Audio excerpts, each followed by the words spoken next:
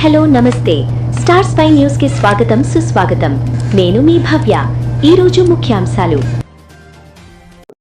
నమస్కారం అండి అస్సలాము అలైకుం కరీంనగర్ లో ఇటు 20 డివిజన్ 19 డివిజన్ లో గత బీఆర్ఎస్ పార్టీ హయాంలో మాజీ MP Boinapalli Vinod Kumar smart city నిధులతోటి గంగుల కమలాకర్ గారు సునీల్ రావు మేయర్ గారు ఈ డివిజన్ పరిధిలో ఉన్నటువంటి గరీబ్ ఉన్నటువంటి పేద ప్రజలకు శ్మశాన వాటిక ఏర్పాటు చేయడం జరిగింది.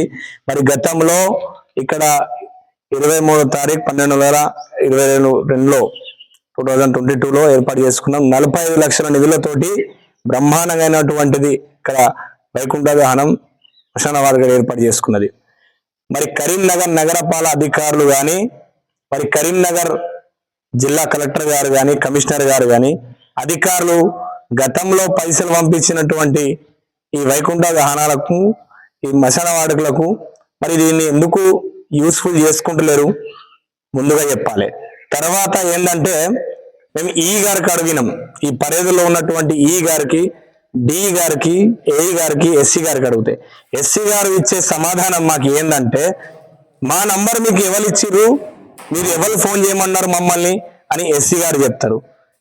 ఈ గారు అంటారు నేను ఆల్రెడీ దానికి పాత టెండర్ ఉంది పంపించిన పని వర్క్ స్టార్ట్ అవుతుంది అన్నారు. నేను గతంలో 1 మంత్ నుంచి 2 మంత్స్ నుంచి దీని గురించి కొట్లాడుతున్నా. ఈ రేకుర్తి ప్రజలలో పేద ప్రజలు ఉన్నారు. ఇక్కడ దురదృష్టం వల్ల అనారోగ్యంతో చనిపోతే వాళ్లకు ఇక్కడ తీసుకురావడానికంటే ఇక్కడ సౌకర్యాలు ఉందని చెప్పేసి ఊరు పక్కనే ఉంది కదా అని చెప్పేసి వస్తారు జనాలు. వచ్చినప్పుడు నిర్భయంగా మారిపోయింది, ఇది గాంజాగా మారిపోయింది, ఇది తాగుతులు అడ్డగా మారిపోయింది, ఇది ఒక గుండాయిజం మారిపోయింది. ఇక్కడ వెంకటేశ్వర కాలనీ కాడ ప్రజలు చుట్టూ కొంత ఇల్లు కట్టుకున్నటువంటి పేదలు ఉన్నారు. ఇక్కడ వాళ్ళు కూడా ఉన్నటువంటి స్థాయిలో ఉన్నవాళ్ళు చనిపోతే నీళ్ల ట్యాంకర్ వస్తే గోడకార ఉండి స్నానం చేసి వెళ్ళిపోతారు. మరి లేనోని పరిస్థితికి నగరపాలక సంస్థ వహించాల ట్యాంకర్ కూడా పంపించేది. ఎందుకు దీన్ని పట్టించుకోవడం లేదని చెప్పేసి నేను కమిషనర్ గారికి అడుగుతున్నాను. ఈ ప్రజల మీద ఇంత కూడా ప్రేమ మీకు లేదా? ఇక్కడ గెలిచినటువంటి కొత్తగా నియమైనటువంటి కార్పొరేటర్లు కూడా దాన్ని దయచేసి దీని దృష్టి పెట్టాలి.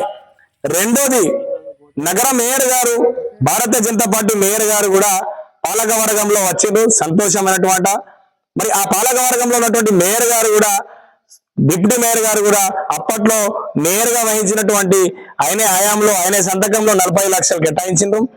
మరి 40 లక్షలు కేటాయించినప్పుడు ఆ సునీల్ రావు గారికి తెలియకుండానే ఈ రోజు భారతీయ జనతా పార్టీలో డిప్యూటీ మేయర్ గా ఉండి ఇది కనబడతలేదు ఆ మేయర్ గారికి, డిప్యూటీ మేయర్ గారికి.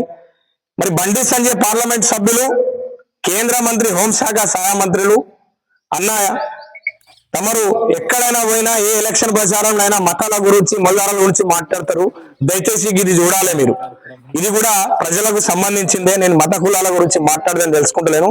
నా రేకుర్తి ప్రజలకు అన్యాయం జరుగుతుంది, ఈ అన్యాయం నుంచి కాపాడాలని నేను జిల్లా కలెక్టర్ గారికి కమిషనర్ గారికి పోలీస్ యంత్రం కూడా చెప్తున్నాను.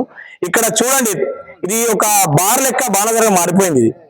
ఈ 40 లక్షలు కనీసం కేటాయించినప్పుడు 40 లక్షల పని ఎక్కడైంది అనేటువంటి అధికారులకు అడిగితే ఎవరు జవాబు ఇవ్వడం లేదు మున్సిపల్ నగరపాలక సంస్థలు. నేను మళ్ళా ఎస్సీ గారికి చెప్తున్నా, ఈ గారికి చెప్తున్నా, డి గారికి చెప్తున్నా, ఏ గారికి చెప్తున్నా, మేము బీఆర్ఎస్ పార్టీ కార్యకర్తలం ప్రజాప్రతినిధులం తప్పన పరిస్థితిలో మా ప్రజల్లో ఉన్నటువంటి మా ప్రజల్లో అన్యాయం జరిగితే మేము మూకం, మీకు ఫోన్లు చేస్తే మీరు రెస్పాన్స్ కూడా ఇవ్వాలంటే పరిస్థితులు ఉన్నారు. మీరు నిద్రపోతున్నారా? మేము మా ఇంటి పని అడుగుతలేను, నా బావ పని మా అక్క పని అడుగుతలేను, ఈ ప్రజల పని, ఈ ప్రజల సొమ్ము. రేపు మీరు బతికినాక సేవలు అందియకుంటే కనీసం చనిపోయిన డెడ్ బాడీకైనా సేవలు అందియాలని చెప్పేసి విజ్ఞప్తి చేస్తున్నాను. ఈ కరీంనగర్ లో మళ్ళా రేకుర్తి కాడ ఒక చెరువు ఉన్నది. ఈ చెరువుకి కూడా ఇరిగేషన్ సంబంధించిన అధికారులు చూడాలి. ఇక్కడ బ్రహ్మాండమైనటువంటి చెరువులో ఈ చెరువు కాడ ఏముందంటే ఫినిషింగ్ పెట్టి దీనికి మంచి ఐవాస్ పెట్టి మళ్ళా ఇక్కడ ఈ శ్మశాన వాటిక కాడ లైట్ పెట్టి సీసీ కెమెరా పెట్టి ఇక్కడ రోడ్ వేసిండ్రు, ఇంత పెద్ద రోడ్ వేసిండ్రు. మరి ఈ రోడ్ వేసినప్పుడు కనీసం వాళ్ళకు చనిపోయిన వాళ్ళు తీసుకోవడానికి ఎందుకు భయపడుతున్నారు అంటే ఇది నిర్భయంగా మారింది. అధికారుల దృష్టి ఇక్కడ దీని మీద పడతలేదు. మేము కొబ్బరికాయ కొట్టినాం, 2 కార్పొరేటర్లు 2 డివిజన్ కార్పొరేటర్లు కొబ్బరికాయ కొట్టినాం. గత 18 కార్పొరేటర్లు 2 కార్పొరేటర్ కొబ్బరికాయలు కొట్టిండ్రు, కమిషనర్ గారు కొట్టిరు, ఎమ్మెల్యే గారు కొట్టిరు. దాని తర్వాత నిర్భయంగా మారిపోయింది. అంటే ఫోటోలు అలా పేపర్ల మేము ఎన్ని చేసిన ప్రజలకు అని చెప్పుడు తప్ప ఇది యూస్ఫుల్ చేయడం లేదు. మీరు ప్రజలకు కూడా నేను ఒక చెప్తున్నా, దయచేసి ప్రజలు కూడా మన ఊర్లో ఉన్నటువంటి ఇలాంటి అనసౌకర్యాలు కాకుండా సౌకర్యాలు తీసుకొని పనిచేయండి. మేము ప్రభుత్వ అధికారుల దృష్టికి మళ్ళా తీసుకుపోతాం, మీ గురించి కొట్లాడతాం. ఈడ లైట్ చౌరస్తా లైట్ పెట్టాలి, బోర్డు పెట్టాలి, నీళ్లు పెట్టాలి, అవసరం పడితే సిసి కెమెరా పెట్టాలి, పెట్టించి దీన్ని యూస్ఫుల్ చేయాలని నేను డిమాండ్ చేస్తున్నాను. నా పేరు ఎండి సైఫ్, నేను కరీంనగర్ రేకుర్తిలో ఉంటా. నేను బీఆర్ఎస్ పార్టీ ఉద్యమ కార్యకర్త. Once a spy, always a spy.